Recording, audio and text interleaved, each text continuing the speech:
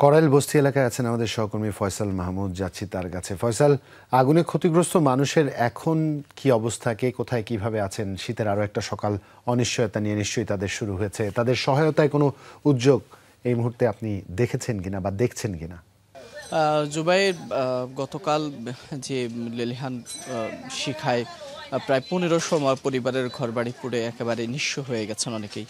পথে বসার উপক্রম প্রায় পরিবারগুলোই বেশ মানবতর জীবনযাপন করছেন। এবং যদি বলি অন্যান্য দিনের মতো আজকের সকালটি একেবারেই ব্যতিক্রম তাদের জন্য এবং খুবই মর্মান্তিক বলা যায়, যেহেতু গত রাতেই জানেন যে ঘুমানোর বা খাবারের সেই প্রয়োজনটুকু তাদের পূরণের সামর্থ্য ছিল না।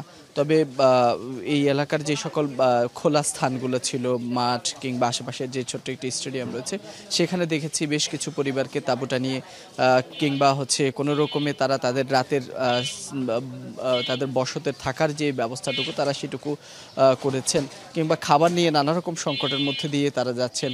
বেশ মানবতার একটি পরিস্থিতির মধ্যে তারা আসলে সকলেই পড়েছেন, যেহেতু জানেন যে রাতের প্রায় 5 থেকে 6 ঘন্টা যাবৎ যে অগ্নিকাণ্ডের ঘটনা ঘটেছে, সেখানে প্রায় 1500-এর মতো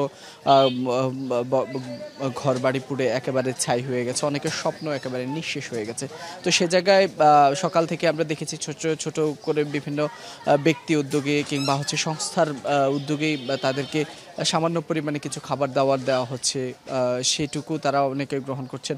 তবে সরকার এবং যে এখানকার সিটি কর্পোরেশন কিংবা ওয়ার্ড যে কার্যালয় আছে, সেখান থেকে হয়তো পরবর্তীতে তাদেরকে আরও বড় ধরনের কোনো সাহায্য সহযোগিতা করা হতে পারে। তবে এখনও পর্যন্ত জুবাইর, যদি বলি, বেশ তারা নানা রকম সংকটের মধ্যে দিয়ে যাচ্ছেন, যেহেতু গতকালকে রাতেই এই অগ্নিকাণ্ডের ঘটনা ঘটেছে এবং সে জায়গায় আজকে প্রথম দিন বা প্রথম সকাল।